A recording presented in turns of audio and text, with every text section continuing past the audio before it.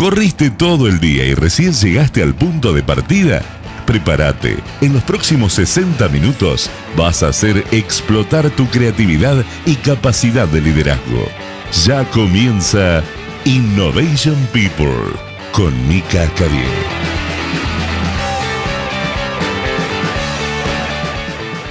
Hola a todos, bienvenidos a un nuevo programa Innovation People. Un placer estar acá, gracias a Jonathan Sindel, mi operador, es lo primero que digo hoy. Y les voy a dar los teléfonos para comunicarse con nosotros desde Buenos Aires al 2150 y 27850. Desde el interior agregan el 011. Y si no, en Instagram o en Facebook, en @micaela.mentoring, me pueden mandar dudas, preguntas, consultas, comentarios y todo lo que quieran, porque hoy tengo un gran invitado, se los avisé, y les prometo que va a valer la pena que se queden ahí. Hoy, para arrancar, voy a traer unos conceptos que están dando vueltas, pero voy a arrancar con un ejemplo, o una situación. A ver, ya pasaron 2 minutos de las 7 de la tarde.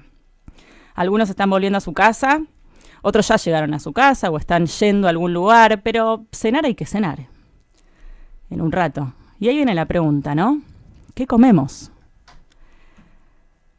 Muchas veces nos ponemos a pensar qué queremos comer y en base a eso decimos, bueno, tengo que ir a la verdulería, tengo que ir a la carnicería, qué delivery pido, qué estará abierto hoy, a qué restaurante voy, en base a lo que yo quiero comer. Si trasladamos esto a nuestros negocios, podríamos decir que quizás ante una necesidad económica que tenemos o las ganas de hacer algo diferente, nos ponemos a pensar qué queremos hacer. Y ahí tomamos una decisión. Por ejemplo, quiero dedicarme a algo y hago un curso o hago una inversión en maquinaria. Ahora, ¿qué tienen estas dos situaciones en común? Una es más de la vida cotidiana y otra quizás es más laboral, que en ambas se toman decisiones y esas decisiones generan nuevas acciones. Pero ¿cómo tomamos decisiones? Hay un estudio que hizo una doctora que se llama Sara Sarasvati, que es especialista en ciencia cognitiva, y se puso a investigar a 27 emprendedores exitosos para ver cómo hacían para tomar decisiones y cómo habían hecho para ser así de exitosos. El resultado fue un concepto que ella llama effectuation y que tiene 5 principios. Yo hoy les voy a compartir 2 de estos principios y en el próximo programa quizás algunos otros. Pero el primero habla del principio del pájaro en mano. Este concepto, a diferencia de lo que solemos pensar, de decir, bueno, a ver, ¿qué quiero comer? Y en base a eso, ¿qué tengo que comprar? Lo que plantea es que nos pongamos a pensar qué tenemos. Y en base a qué tenemos, ¿qué podemos hacer? Por ejemplo, si en mi casa tengo 2 huevos en la heladera, un tomate y un poco de queso, puedo hacer un omelette. Si de repente tengo tiempo, tengo auto y necesito ingresos, puedo salir y ser remisero o manejar un Uber. El principio del pájaro en mano lo que plantea es que primero nos pongamos a pensar quién soy, qué recursos tengo, qué sé hacer y a quién conozco. Teniendo en cuenta estas 4 preguntas de quién soy, qué recursos tengo, qué es lo que sé hacer y a quién conozco, puedo ver hacia dónde ir. Entonces, en ese camino es empezar a imaginar qué posibilidades aparecen, qué oportunidades, es ir actuando. Seguramente se van a ir alcanzando pequeños pasitos que son los más cercanos y hasta por ahí los más fáciles de implementar. Hay poca planificación, porque como yo ya sé hacer esto, o ya sé manejar, o ya tengo este recurso, bueno, directamente me tiro a la pileta. Y lo que va a ir pasando es que con el tiempo los resultados y los efectos que yo voy obteniendo se van a ir armando en una especie de objetivo un poco más grande, que son el resultado de la combinación de estas imaginaciones que yo tuve. Y también son el resultado de las personas con las que yo interactué a lo largo de este camino. Y ahí aparece el segundo principio de effectuation, que se llama edredón de retazos. ¿Qué plantea este principio? Pensamos en un edredón, en un cubrecama que está hecho de distintos retazos. Son distintas telas que fueron cosidas para que quede de esa manera. Entonces, este principio plantea que no tenemos que pensar en los competidores como los adversarios, sino ver qué tipo de alianzas podemos hacer, dónde nos podemos unir, dónde nos podemos complementar para generar compromisos en conjunto y de esta manera reducir la incertidumbre, ir co-creando. Y ahí aparece una palabra clave, ¿no? La co-creación, el poder ir juntos hacia adelante, porque por ahí tenemos más peso si trabajamos en conjunto que si vamos cada uno por su lado o separado. Inclusive al co-crear, cada uno va a aportar sus recursos, sea dinero, sea tiempo, su compromiso, y lo que va a permitir es que podamos salir al mercado lo antes posible y quizás con menor inversión. Entonces, si mezclamos un poco esto de ver qué tengo y en el qué tengo, a quién conozco, qué alianzas puedo hacer, me va a ayudar a mí a reducir mucho la incertidumbre, sobre todo en las primeras etapas de armar un negocio, una empresa o de emprender algo, sea lo que sea que querramos emprender. Que ya hablamos en otras situaciones que a veces emprender no es solamente armar un negocio, emprender se puede hacer en relación de dependencia, arrancar con un nuevo proceso o con un nuevo servicio dentro de la organización en la que yo ya estoy. Y ojo, que cuando hablo de alianzas y de asociaciones, no solamente hablo de competidores, también tenemos socios estratégicos que pueden ser nuestros proveedores, que son personas claves para mi funcionamiento, o intermediarios, aquellos que por ahí están entre lo que yo hago y mi consumidor final.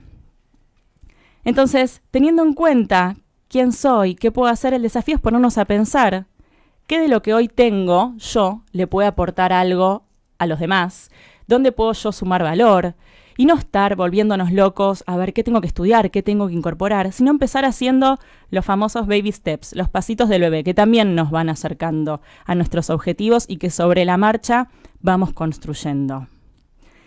Y si Sara Sarasvati analizó a 27 emprendedores exitosos, yo hoy tengo la suerte de tener en el programa a un emprendedor que armó su propio proyecto, que es exitoso a su modo, en su mercado, y que aprendió sobre el camino y que sigue aprendiendo y que tiene muchísimo para compartirnos hoy, porque sobre todo en ese camino de emprender y ir armando su negocio, siempre le puso mucha alegría y mucha buena onda. Así que estoy muy contenta de que esté acá y se los voy a presentar después de esta canción.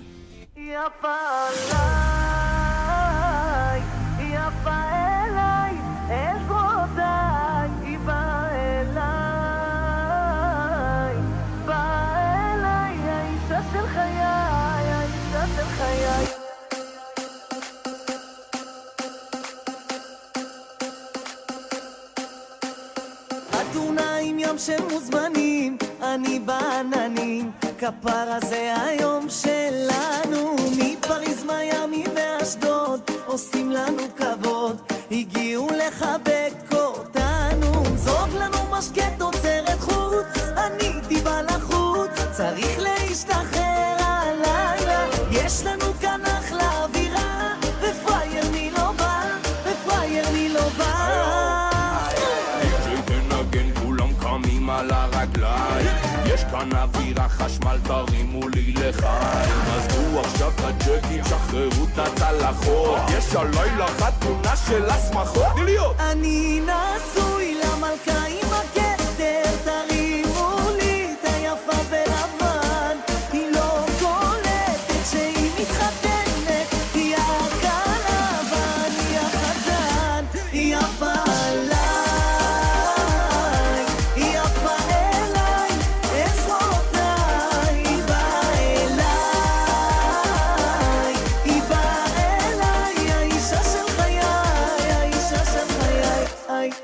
oh yeah!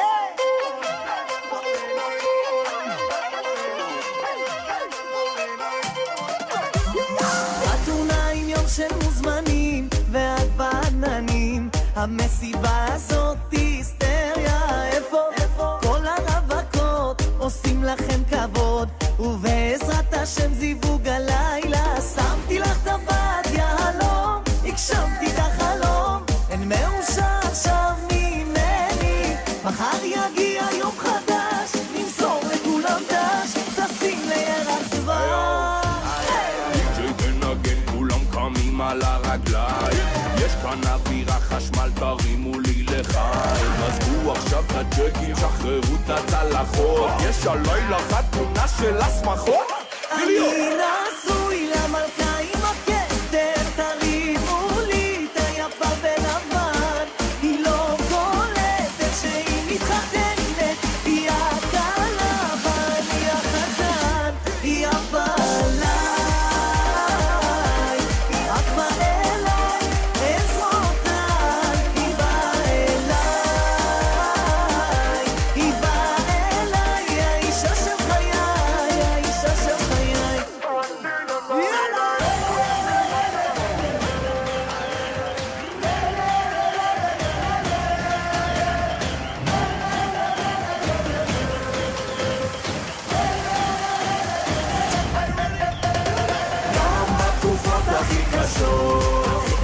את שמך צועק ברחובות, את זורמת לי בברית, איתך מאז ולתמיד, מאז ולתמיד. יאללה, הביתה, יאללה.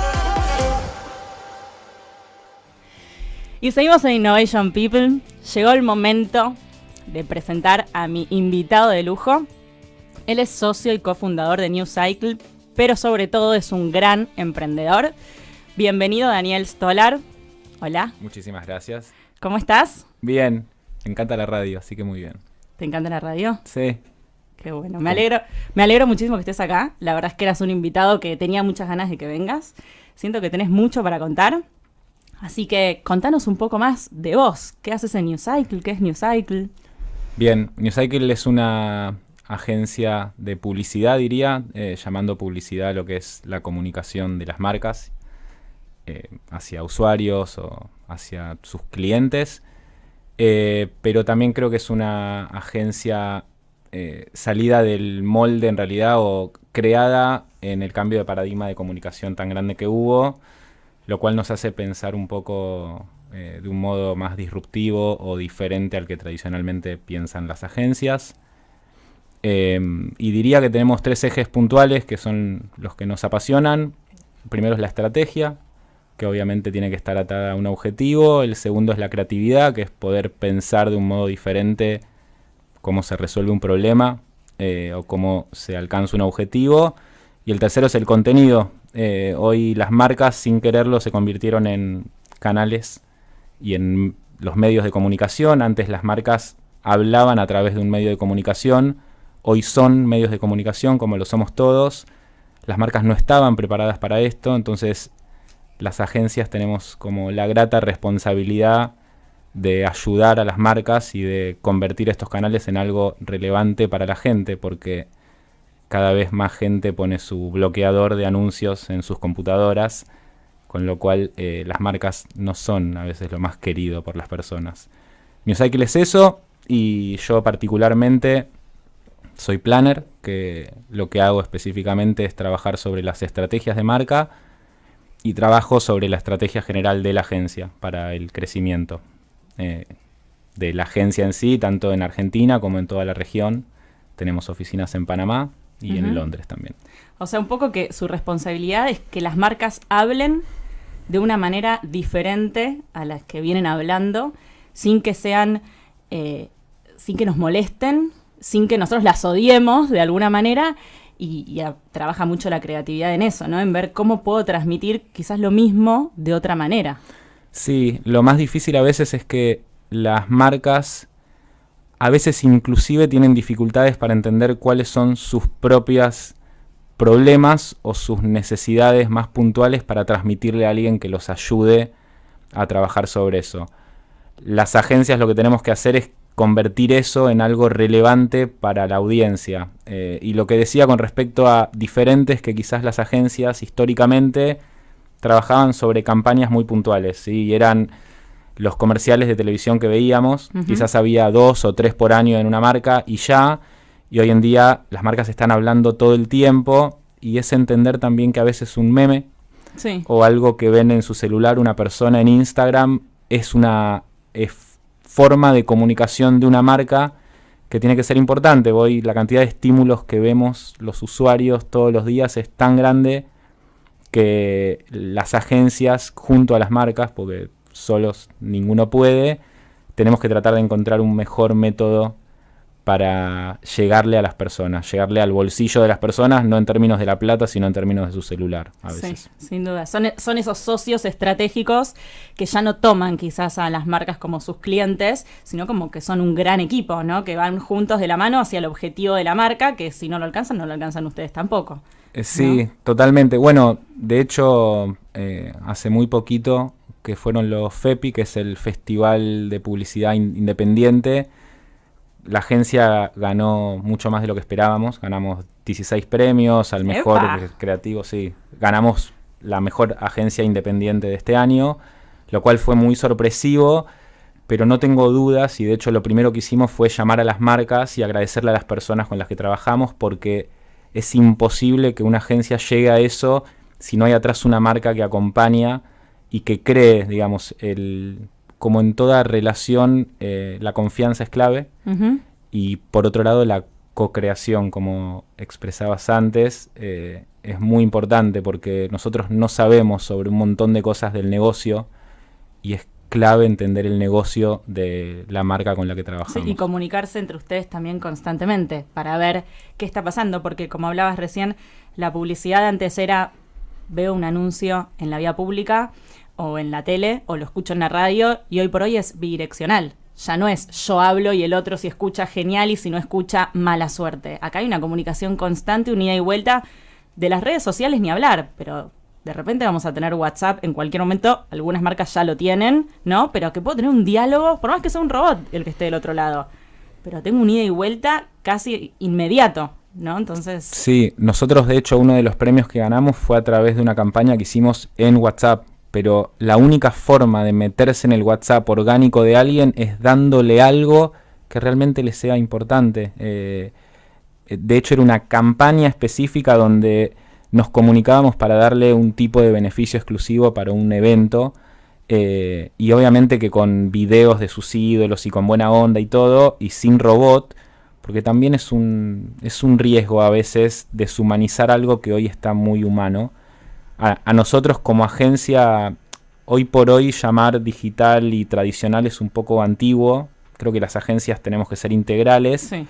Como nacimos un poco en este nuevo espacio digital, el día a día que tenemos con los clientes o con las marcas con las que trabajamos es muy fuerte. O sea, todos los días hay algún tipo de comunicación, ya sea por WhatsApp o por algo, por un tweet, por un post en Instagram, por algo que está pasando.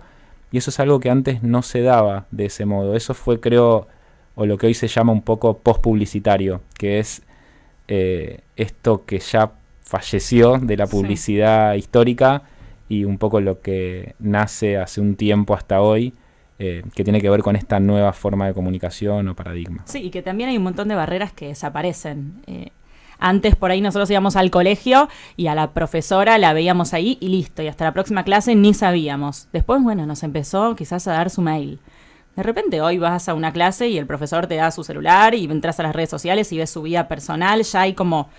Es un arma de doble filo, ¿no? Es una herramienta, depende cómo la uses, puede ser algo muy riesgoso, peligroso o negativo, o algo increíble y muy positivo. Yo siempre digo que obviamente las redes o esta forma de comunicación que hay hoy potencia todo, pero no deja de ser una herramienta y es muy importante que la forma en que la utilizamos, como todo. Sí, y sin dudas eso también me imagino que pasa con ustedes, de decir, ya no es a las 6 de la tarde cerramos y que pase lo que pase, si explota una bomba a mí ya no me importa. Acá es un trabajo 24/7, ¿no? Y si pasa algo, estar atentos y estar juntos sacando las papas del fuego si es necesario o creando cosas nuevas. Sí, eso es, te diría, como lo más... Igual lo puedo llevar a todo. Yo creo que el full life actual con el que vivimos es muy fuerte porque si no integrás la vida profesional...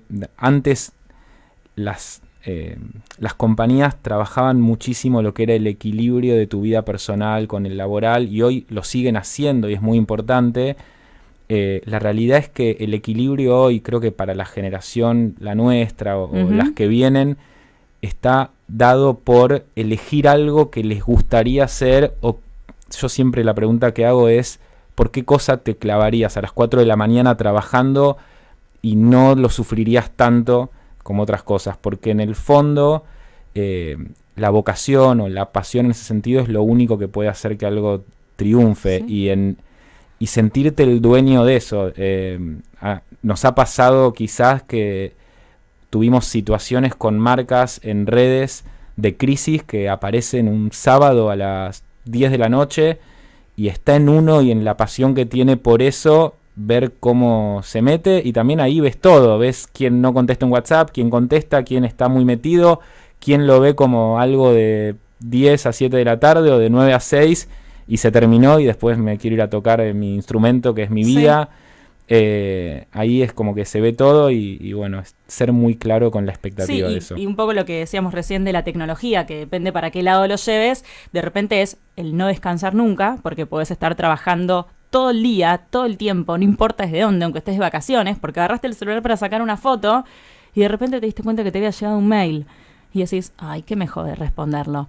Y lo respondes en un minuto y te desconectaste de tus vacaciones. Pero al mismo tiempo, también es un beneficio porque podés trabajar desde cualquier lado y en cualquier lugar. Y quizás si no estabas conectado ese sábado a las 10 de la noche, a la marca le iba mal y vos también perdías un cliente.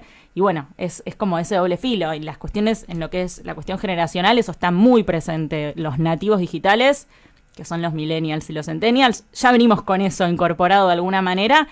Y los que no, está bueno que lo empiecen a incorporar porque es el desafío y la flexibilidad que tenemos por delante en algún punto. Siempre en equilibrio, como vos decís, ¿no? Sí, creo que me adelanto un poco, pero hay algo que creo que está subyacente hoy, que es el lujo que se viene y que es la desconexión. Digo, hoy todavía hay vuelos cuando uno va de acá a algún país o a alguna ciudad que no tiene internet y el modo avión apareciera como a un pequeño lujo que uno se puede dar de X horas donde deja de tener ese contacto con la realidad de ese día a día que lleva, que es muy interesante como análisis pensando en lo que se va a venir. Porque realmente hoy por hoy lo vemos en el celular, que lo tenemos en la mano y que el día de mañana va a estar en un chip incrustado en los anteojos, donde sea. Y todo va a ser cada vez más ese escenario. Sí, yo te pregunto a vos y les pregunto a los que están del otro lado, si te animás a poner modo avión ahora, ¿hace falta subirte a un avión para poner modo avión? O sea, ¿hasta dónde podríamos en algún momento decir, yo freno por un ratito?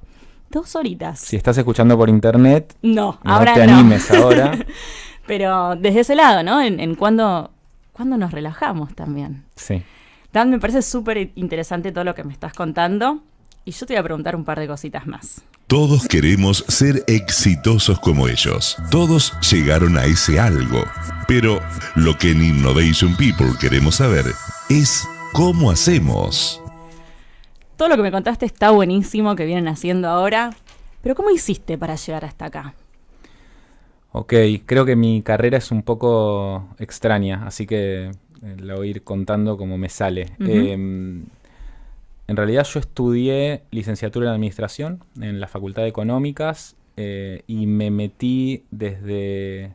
En realidad, cuando empecé la facultad empecé un emprendimiento que era la publicación de una revista donde ya contraté 2 personas y comercializábamos la revista de un club y al mismo tiempo me metí en investigación y en docencia.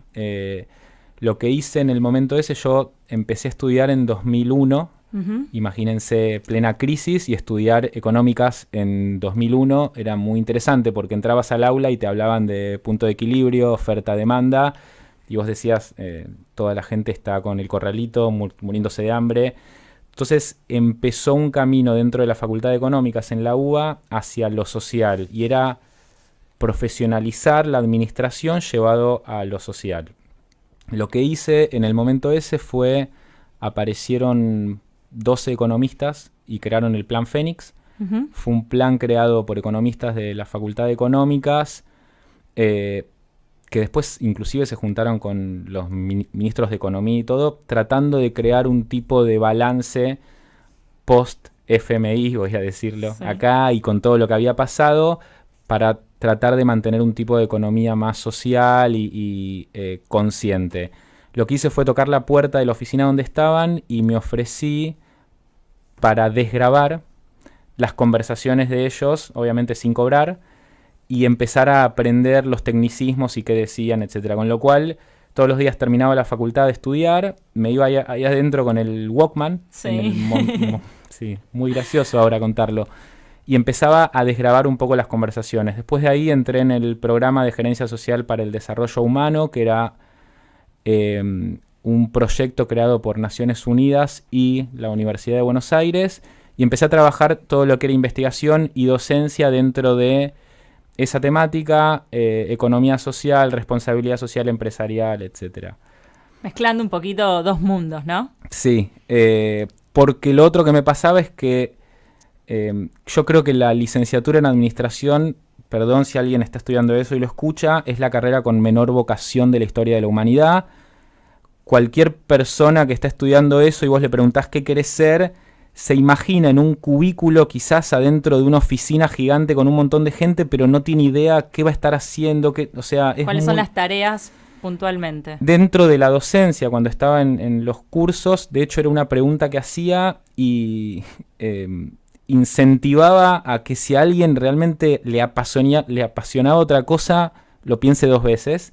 Yo lo estudié porque no me apasionaba nada y quizás hasta por mandatos familiares, pero una vez que estaba en eso, Bernardo Klicksberg, que trabajaba en esa época en este programa de desarrollo humano, creó o trajo el Centro Nacional de Responsabilidad Social Empresarial de la Facultad de Económicas. Fui uno de los fundadores, digamos, con otros chicos jóvenes muy buenos, que nos empezamos a trabajar sobre la temática esa, sobre más temas de economía social, de responsabilidad social. Empezamos a trabajar con empresas. Me acuerdo que la primera reunión que se organizó, vinieron los empresarios número 1 del país, no sé, desde Pagani, o sea, absolutamente todos comprometidos con la realidad argentina, y empezamos a crear proyectos dentro de todo eso. Algo que me pasó un poco en la mitad fue que estábamos en un ámbito público dentro de la Facultad de Económicas y las cosas que se veían, nosotros estábamos trabajando en ética, responsabilidad social, y quizás teníamos que ver de muy jóvenes cosas que no eran, creo yo, las adecuadas o las coherentes con las temáticas que estábamos estudiando. Sí. En vez de luchar un poco contra esa hipocresía que sentí, me quise meter desde el ámbito más privado y empecé a trabajar en lo que era la consultoría en responsabilidad social, cuando en realidad era interesante porque todo lo que estudiábamos venía de los países más nórdicos, de Noruega, de Suecia, donde la cultura es muy diferente y lo tratábamos de aplicar acá. Tuve reuniones increíbles, de hecho ahí nos asociamos con John, que es uno de los socios de New Cycle. Hasta el día de hoy. Hasta el día de hoy. Y lo que nos pasó un poco es que nos chocamos con la realidad de alguien que venía a hablar de responsabilidad social y de que le hagamos un plan, y la primera pregunta era si eso iba a permitirle pagar menos impuestos. Entonces empezamos a enfocar en cómo le doy algo, pero que a la vez le sirva para su objetivo, que tiene más que ver con marketing o con impuestos o con algo de eso. Y creamos una agencia que era de creatividad y responsabilidad social empresarial. Creamos planes con las empresas, comunicación, etcétera. Estar ahí, creo que no sabíamos nada de lo que estamos haciendo hoy. No se lo imaginaban. No. Empezamos a trabajar para una marca de ropa para adolescentes con la que todavía trabajamos, y es la primera marca con la que trabajamos, la marca donde conocimos al otro de los fundadores de New Cycle, y no la queremos dejar, aunque dejamos todo el resto de marcas más chicas con las que trabajábamos. Creamos una plataforma dentro de MOA, que es la marca de ropa. Son parte de su edredón. Sí, exactamente. ¿Decías crearon la plataforma de MOA? La plataforma era para que las chicas hagan una propuesta a favor de la diversidad, en contra de la discriminación, chicas adolescentes con las que la marca tenía la posibilidad de hablar. ¿De qué año estamos hablando? Más o menos. 2011 será. 2007, 2008. O sea, una temática que antes de Facebook. Claro, y que de alguna manera, bueno, antes de Facebook, claro, 2007. De alguna manera no estaba tan en boca de todos como por ahí está hoy, ¿no? Sí, era, digamos, la época donde todavía el bullying no se le decía tanto bullying, era como otra situación, y ahí lo conocimos a Andy. Andy estaba más metido en todo lo que era las webs y la comunicación más digital, pero desde el lado más hard, y tuvimos una reunión donde nosotros le dijimos que si hacíamos esta campaña iban a subir las visitas al sitio muchísimo. Pensemos que eran los años donde los sitios web tenían 300.000 visitas por mes, como hoy una marca no tiene eso, salvo que tenga un e-commerce con un descuento gigante. Sí, o un día particular. Y lo que recordamos es que Andy se empezó a reír como diciendo, es imposible, digan un porcentaje. Le dijimos que íbamos a duplicar, nosotros no teníamos ni idea que hablábamos. Se la jugaron. Y superamos eso, y ahí fue como que dijimos, che, creamos algo lindo, ¿por qué no empezamos a pensar en otro tipo de proyectos? Creamos New Cycle sentados en una mesa de plástico, diciendo nombres de que le podríamos poner a la agencia, el lado B, clientes felices, pim pam pum, cualquier cosa. De hecho, algunas los usamos como clave de Wi-Fi. Creamos la agencia y de a poco creo que el mismo trabajo con los clientes con los que estábamos, repito, nosotros empezamos en una época donde Facebook todavía no existía y cuando se empieza a abrir tuvimos que educar a las marcas. Nosotros abrimos el Facebook de Alto Palermo, abrimos el Facebook de Abasto, eran como... Traten de imaginar a hoy. Sí, cosas que no sabías, los famosos productos o servicios no buscados, que un cliente no los busca porque no sabe que existe esa posibilidad. Entonces, Sí. Hoy por hoy sí te pueden llamar y decirte, che, Dan, quiero que me manejes tal cosa o estoy necesitando tal otra. Pero acá era algo que, ¿qué es esto? ¿Qué me estás ofreciendo? Bueno, y hoy sigue pasando, digamos, pero con otras cosas, porque en realidad hoy todas las marcas están enfocadas en Instagram. Y hace 2 años las marcas nos preguntaban si hacíamos un post en Google Plus o no. Como digo, es algo que va sucediendo. Con esa flexibilidad nosotros empezamos a trabajar. Después contratamos un director creativo, que es Pato, que ha ido al primario con John, que es un genio loco por completo, que armó el departamento creativo de la agencia. Nosotros no sabíamos inclusive de publicidad en sí, ninguno viene del palo de haber trabajado en Claro, Andy tenía un lado digital, pero como decías, más hard, vos más, nos contaste la historia, sí, y John más de creatividad, pero venía del lado del periodismo, o sea, de comunicación, pero ninguno de lo publicitario, Sí, con lo cual Pato fue necesitaban esa pata. ese complemento. Nos enseñó un poco de todo eso y todos enseñamos lo que teníamos ahí, lo armamos, te diría que a pulmón. Fuimos aprendiendo todos en ese camino. Hoy, después de ese compromiso y un montón de situaciones, Pato es socio igualitario en las oficinas de Panamá, como se fue armando así. Y nada, hoy creo que fuimos entendiendo un poco eso. Me acuerdo, de hecho, estando un poco en el lado de investigación y todo, para mí siempre fue como un ok, ¿dónde entra la publicidad en mi vida actual y todo? Y en uno de los trabajos que tuvimos que hacer para una marca, conocí un planner que yo siempre digo que quizás sea el mejor que existe acá, que de origen es japonés, él es argentino, Sí. pero con la obsesividad japonesa de entender lo que es una macrotendencia, lo que es un insight, pero a un nivel de detalle. orfebrería. Y empecé a estudiar con él y descubrí que había un nexo entre lo que es la investigación y el entender un poco la psicología, la antropología, cómo funciona un poco todo, la creatividad y la comunicación de las marcas, donde me enamoré directamente en esa situación.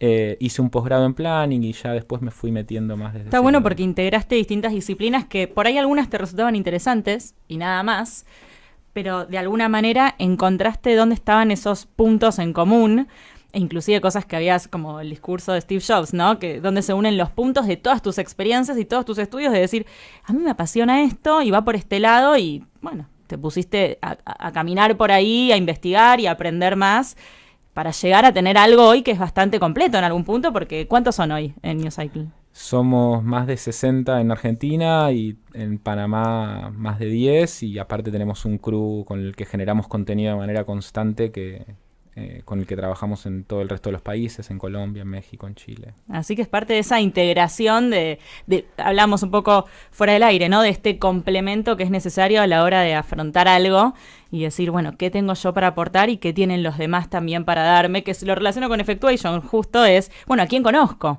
Porque conocí a esta persona que me puede aportar eso o me puede enseñar Sí, algo. es muy interesante también, mientras lo decía ahora lo pienso, en todas las ramas donde me enfoqué son ramas en las que había mucho terreno para explorar y muy poco sabido. Ya sea responsabilidad social en Argentina, era una temática que no existía, el mundo digital, digamos, y la cantidad de cambios, y yo creo que somos contemporáneos al cambio de paradigma más rápido de la historia de la humanidad. Quizás antes los cambios se daban, pero en mucho más tiempo. Y siempre es como tratar de jugar con esos espacios donde todavía no hay. Y sí, porque hay mucha inmediatez también. Sí. Bueno, me encanta todo lo que me estás contando. Te voy a preguntar más cosas, pero antes vamos a escuchar una canción y enseguida volvemos.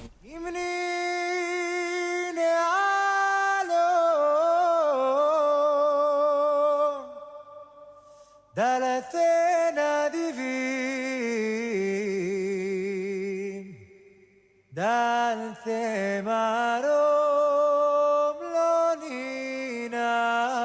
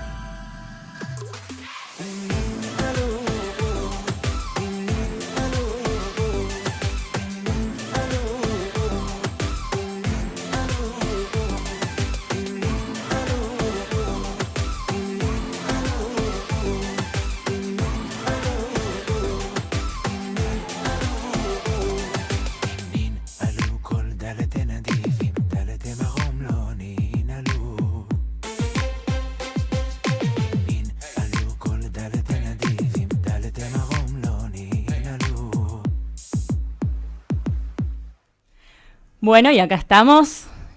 Seguimos en Innovation People. Estamos con Dan, que nos está contando la historia de New Cycle, su historia, su trayectoria. Pero además de todo esto, vos en las redes tenés una buena cantidad de seguidores, ¿no? En Instagram, digamos. Sí, en realidad algo que pasó con Instagram cuando surgió es Instagram tenía, creo yo, una idea acabada de hacia dónde quería que vayan los contenidos. De hecho, a veces algo que pasa con Instagram es que uno empieza a sentir que todo se repite. Sí. Bueno, Instagram tiene algo de responsabilidad y tenían scouters, digamos, que seguían y buscaban cierto tipo de cuenta y los sugerían para la gente que se abría Instagram. Okay. O sea, vos te abrías Instagram e Instagram te sugería 10 cuentas para que sigas. Y eso era en base a que a ellos o que a alguien de ellos les guste tu contenido.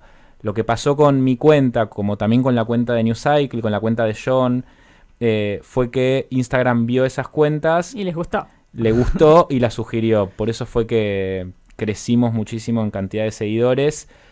Lo que pasa también es que tengo seguidores de muchos países, digo, que es extrañísimo, pero bueno, alguien de China alguna vez se abrió un Instagram. Bueno, pero igual también se te mantienen, así que algo debes hacer para que eso suceda. Espero que sí, es algo, la fotografía es algo que nunca exploré, solo saco con mi celular, de hecho, pero... Un lindo hobby. Sí, es un arte lindo para hacer.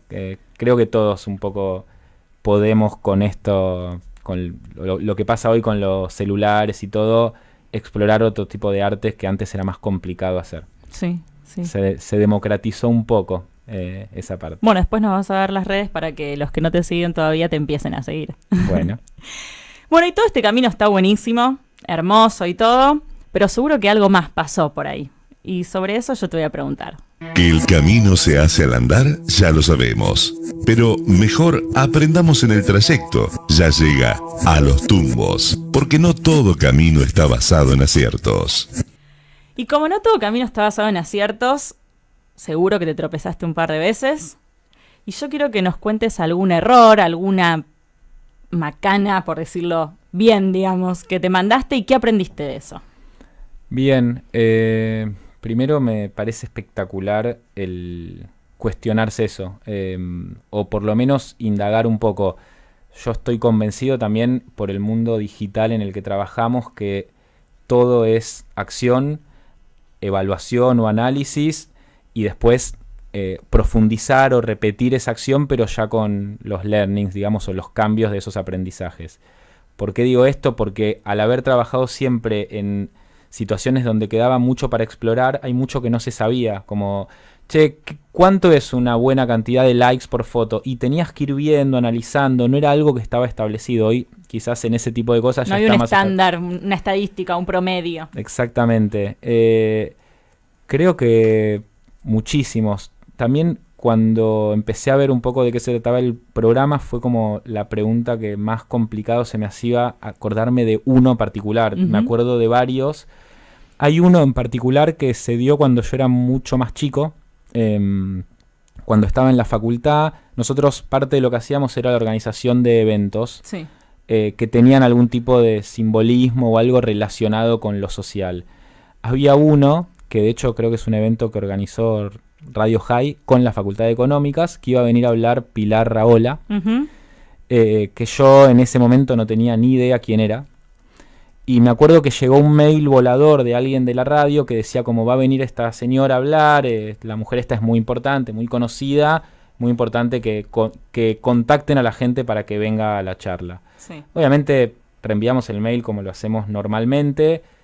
Recuerdo no haber mirado particularmente qué es lo que hacía Pilar. Estábamos todos haciendo miles de cosas y llegó, sí. Sí, y llegó este mail de alguien que no conocíamos, que no tenía ningún tipo de relación, pidiendo esto. Llegó Pilar a la facultad, teníamos una sala gigante reservada, creo que éramos 8 personas. ¿En la sala gigante? Sí, o 9, de las cuales 7 venían de Radio High, y estábamos un y chico ustedes más, dos, claro. y sí, una cosa así.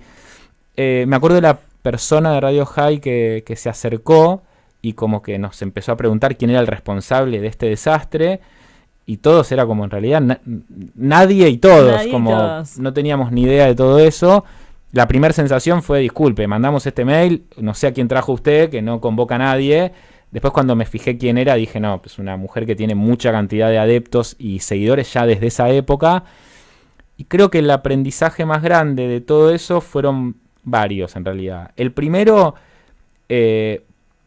poner un poquito de más, digamos, un poquito más de investigación para entender en todo ese tipo de comunicación. Hay veces que uno deja de lado detalles porque está muy agobiado de cosas o porque, bueno, por lo menos entender de qué se trata, tratar de entrar un poquito más en eso. Hoy las herramientas que hablábamos antes nos permiten ver las cosas de manera muy rápida. Sí. Entonces, meterse un poquito más e indagar. Lo segundo, la importancia de las relaciones, ¿sí?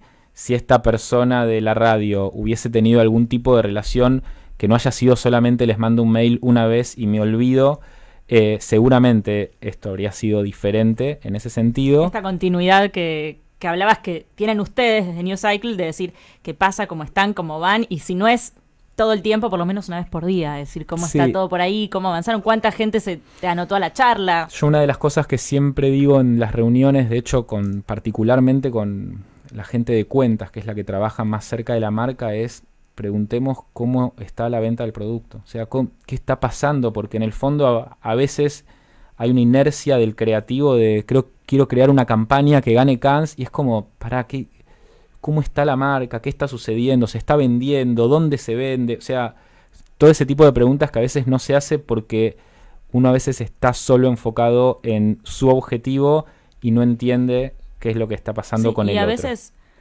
el famoso análisis FODA, ¿no? Sacar una foto a la situación actual para ver cuáles son las fortalezas y pararse sobre eso, o cuáles son las debilidades a mí me gusta llamarlo ámbitos de mejora, porque es donde puedo hacer algo para ver sobre qué construyo de alguna manera. Y ojo con el ego, que juega un papel donde quiero ganar tal premio, quiero estar en tal lugar, ¿a costa de qué? Bueno, el ego es para un programa entero, en realidad.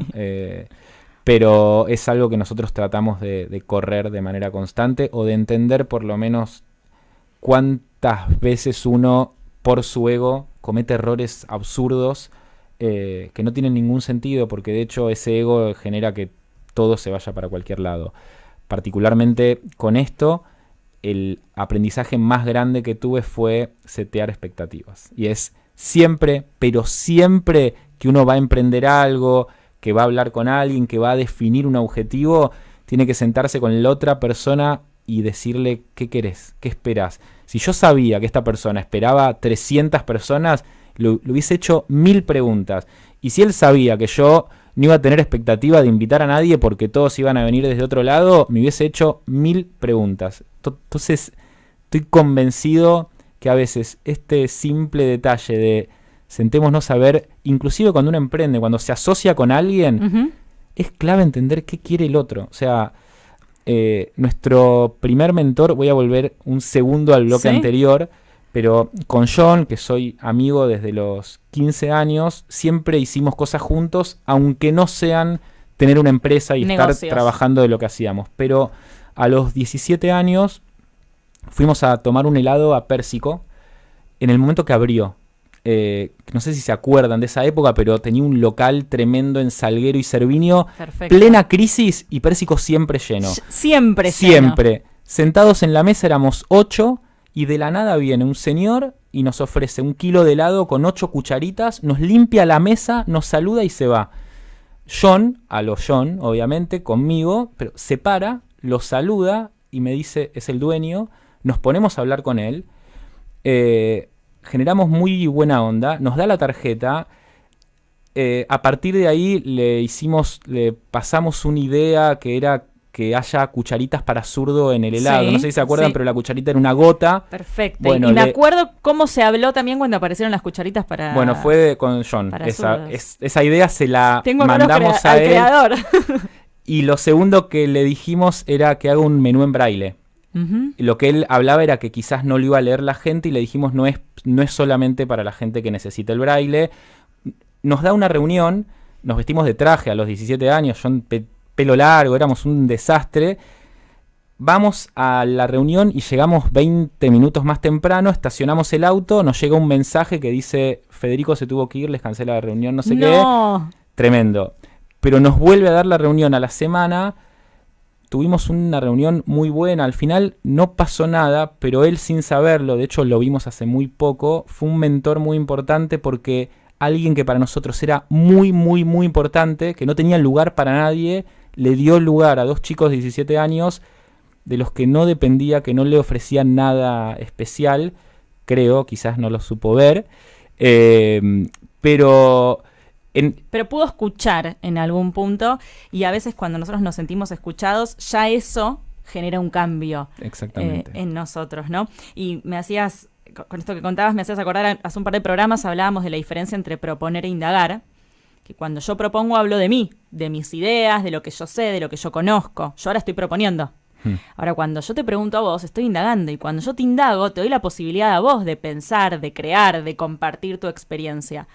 Y lo pienso con esto que les pasó a ustedes, de poder escuchar a alguien que por ahí viene con un pensamiento más fresco, aunque no tenga experiencia, no importa, tiene otra visión. Y en el indagar está bueno para también marcar estas expectativas, que si lo relacionamos con ciertos conceptos de marketing es no prometas algo que no vas a poder dar, la famosa promesa que vas a incumplir y que perdés ese cliente, y es saber qué necesita el otro para ver qué puedo y qué no le puedo dar yo, y prepararme y decir, yo hasta acá llego. Bueno, lo último para cerrar esa historia es, después de muchos años, Federico Aversa, que es uno de los creadores de Pérsico, viene a la agencia y ve la agencia que tenemos con John, la cantidad de gente, se emociona, nos emocionamos todos. Sí.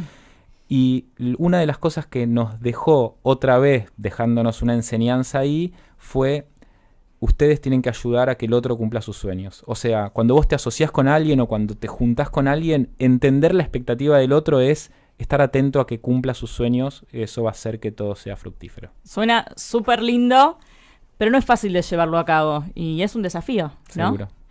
Bueno, nos queda un ratito porque voy a agarrar la última sección y voy a aprovechar que te tengo acá para hacerte algunas preguntas más. Bien. ¿Qué comer? ¿Dónde viajar? ¿Cuándo comprar? Todos te dan consejos para el día a día, pero nosotros, para tu futuro. ¿Qué nos recomendás en Innovation People? Tengo tantas cosas para preguntarte que no puedo creer que me queden menos de 10 minutos de programa, pero voy a empezar por alguna, a ver hasta dónde llegamos. Dale. La primera es, en esto que contaste de tu trayectoria y cómo fuiste pasando por... Empezaste en administración, hoy tenés un pensamiento sobre esa carrera puntualmente, te orientaste para un lado social, terminaste en un mundo publicitario. ¿Qué nos recomendás para poder encontrar eso que nos motiva, eso que nos prende la llamita, o dónde se integran las cosas que nos gustan? Creo que es muy difícil a veces ponerle palabras a ciertas cosas, porque la persona que está en esa búsqueda, yo a veces siento que no hay palabra que los lleve a encontrar eso. Lo que sí puedo decir es que a mí, por lo menos, lo que me ayudó mucho fue hacer. Cuando no sabía para dónde, hacía.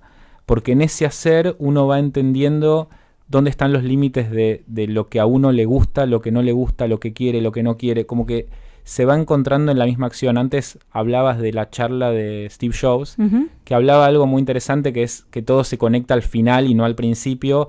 Pero es algo que a la gente muy joven me cuesta ya no hablar de mí como gente joven, es tremendo. Pero Sos joven. Gracias. Pero hay algo muy interesante, que es que uno todo el tiempo tiene como cierta ansiedad. Cuando es más joven dice, bueno, ¿cómo voy a llegar a...? Pero la realidad es que es literalmente imposible. En el hacer uno se va encontrando con eso. Ahora, cuando lo encontraste, que es lo más difícil de todo, no lo sueltes.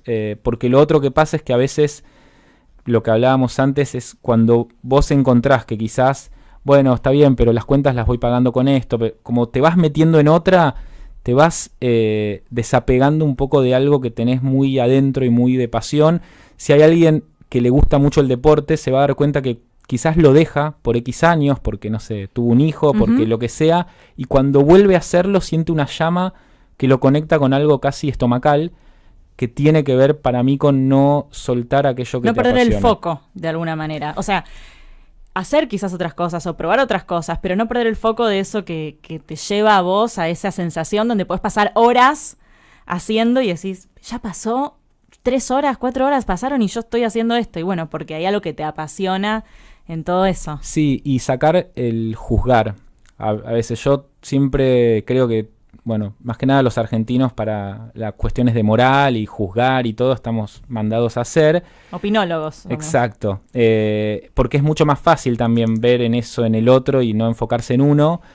Pero hay algo muy interesante de no juzgar los motivos que le llevan a uno a querer hacer algo. Digo, me he cruzado con gente que quizás me dijo, quiero ser influencer, que obviamente lo hablamos acá y es gracioso y es un desastre, y ser influencer, pero hay algo de no te juzgues. Si realmente lo que querés es fama o ser famoso o lo que sea, bueno, fíjate por dónde, haciendo qué, algo que te represente, pero no te juzgues, hacé, después te vas a ir encontrando. Sí, hay una frase que yo repito mucho que es, en movimiento se acomodan los melones. Sí. Entonces, si me imagino una carretilla con un montón de melones, hasta que no la mueva, voy a seguir con esa torre ahí. Entonces es bueno ir moviendo y ver qué pasa y qué melones se caen y cuáles puedo incorporar. Totalmente. Pero si no avanzo, no voy a ningún lado. Totalmente. Me encantó tenerte acá. Ya se nos fue 1 hora de programa. Rapidísimo. ¿Dónde te podemos encontrar si te queremos preguntar algo más? Si alguien tiene alguna duda.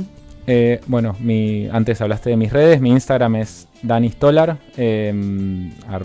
@Danistolar.